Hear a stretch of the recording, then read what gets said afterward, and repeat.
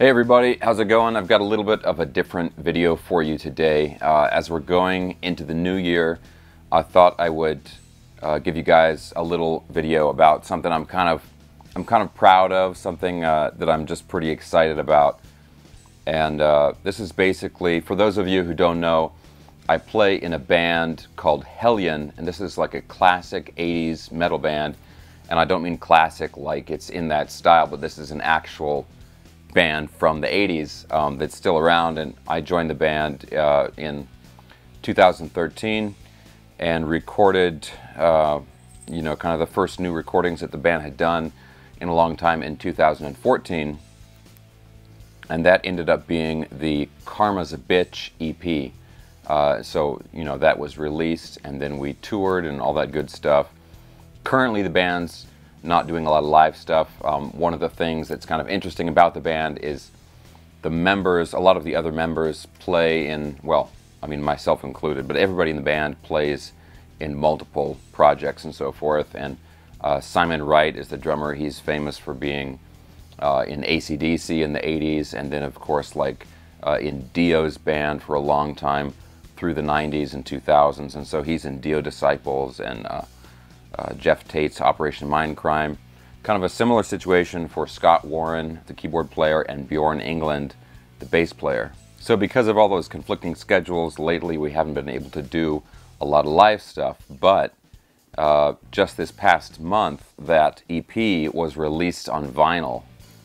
And this is something that is just really, really cool for me, because even though, I mean, I've been playing since my teens, and I'm in my 30s now. I've been playing a long time. I've been on a lot of CDs and of course digital stuff, but this is the first time that anything I've done has been released on vinyl. So obviously for me it's kind of a big deal, because a lot of the guitar players and musicians that I've always looked up to over the years tend to be older artists, that 70s and 80s bands and so forth, and all of those classic albums were on vinyl. And I've got a small collection of vinyl and so forth, but so this is just kind of a cool thing for me. And of course it's a limited edition.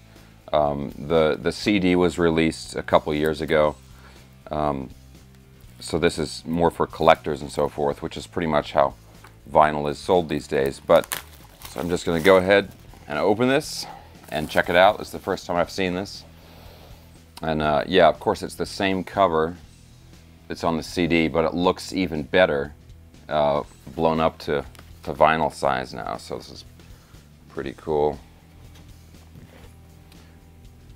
Check this out. Okay, so the gatefold on the inside here, this is a whole bunch of band photos, live stuff, and band promo photos. That's me there when I had shorter hair, back when I had the mohawk. And yeah, I've got Simon and of course Scott, and there's Bjorn. And then I'll look at the actual vinyl here. Okay, we got the insert with the lyrics, and the credits on the back, and a photo of Anne there. Anne Boleyn, of course, the lead singer of Hellion. And the actual vinyl. And clear vinyl. This is cool. So yeah, this is an EP. This is heavy too. This is like a legit weight here. So yeah, this is the EP. So there's 5 tracks on here. Betrayer and Karma's a Bitch on side A, and Hell Has No Fury, Watch the City Burn, and Rock Until the End on side B. So like I said, this was recorded in 2014, mostly in the summer of 2014, and it was recorded at Total Access Studios down in like Huntington Beach area. And I've actually got one of the guitars here that I used to record. This is an Ibanez RG that I have. I've had this for a long time. And a lot of my early solo stuff and solo gigs that I was doing, I played with this guitar. It didn't originally come with EMGs, but I had EMGs put in it. I don't play it too much. These days it's got a little bit of fret wear on it, but I do pull it out, you know, every once in a while still. And I played most of the rhythm parts to the Hellion material with this guitar. Now I also had an LTD M300 FM, which also had EMGs, Floyd Rose. It was a neck through. It's actually a great value for the guitar because you can find them really cheap on the used market, and it's an LTD, so it's not super expensive. But I used that guitar for most of the lead parts on the album. I ended up selling that guitar, so unfortunately I don't have it anymore, but actually I think this one has more sentimental value to me because I used it for the Hellion stuff and a lot of other things earlier on.